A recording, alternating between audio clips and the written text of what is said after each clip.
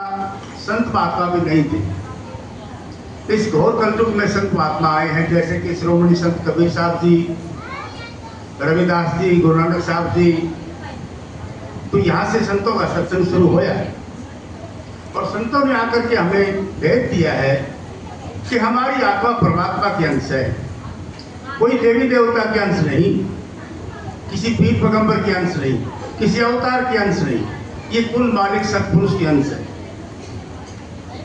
और वहां से ये बिछुड़ के आज इस मृतलोक के अंदर आई हुई है।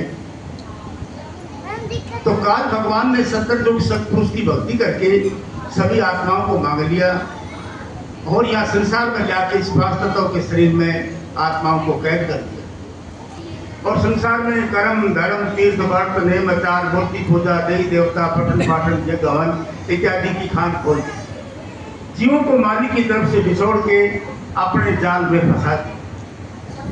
अब युगों के बीच युग बीतते चले गए, 3 युग तो चले गए, सतयुग त्रेता द्वापर और कलयुग भी जा रहा है।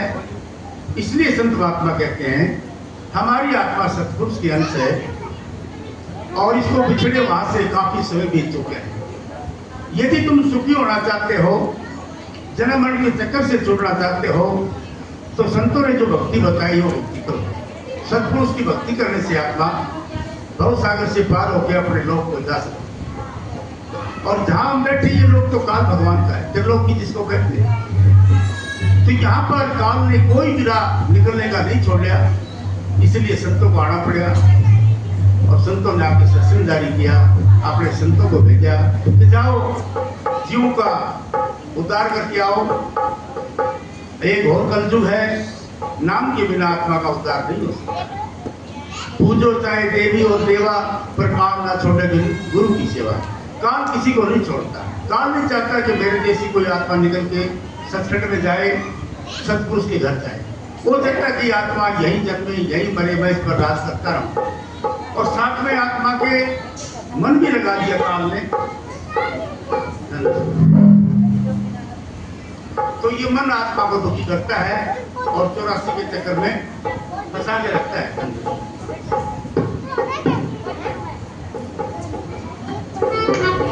तो भाई प्रेमियों, अब आपको चाहिए कि संतों का सत्संग करें।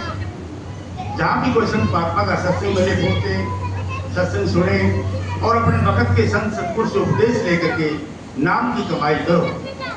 नाम 2 हैं, एक वर्णात्मक है, एक गुणात्मक है। तो वर्णात्मक नाम से मुक्ति नहीं होती। वर्णात्मक नाम से तो मन और शुद्ध को ही साफ किया जाता है। मुक्ति देने वाला जो नाम है वो तो आपकी दोनों आंखों के पीछे खड़ा है, जिसको संतों ने शब्द नाम की धुन, आकाशवाणी, अखंड धुन, अनहद शब्दवाणी इत्यादि करके पुकारे है।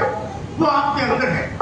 हमें सिमरन करके 6 चक्रों और 9 द्वारों से निकलना है और आगे शब्द की धुन को पकड़ना है। उस शब्द की धुन को पकड़ के आत्मा दूर अपने धाम पहुंच जाती है। तो ये कमाई है संत, ये मार्ग है।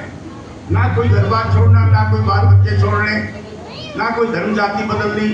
अपने ही घर गांव में देश में रहते हुए नाम की कमाई करना है। जो अपना कारोबार करते हो करते रहो, सुबह शाम अपना टाइम निकालो और इस आत्मा के लिए उद्धार के निमित्त भक्ति करो परमात्मा की, सतपुरुष। तो परमात्मा सतपुरुष की भक्ति से राजी है और किसी भक्ति से वो राजी नहीं है।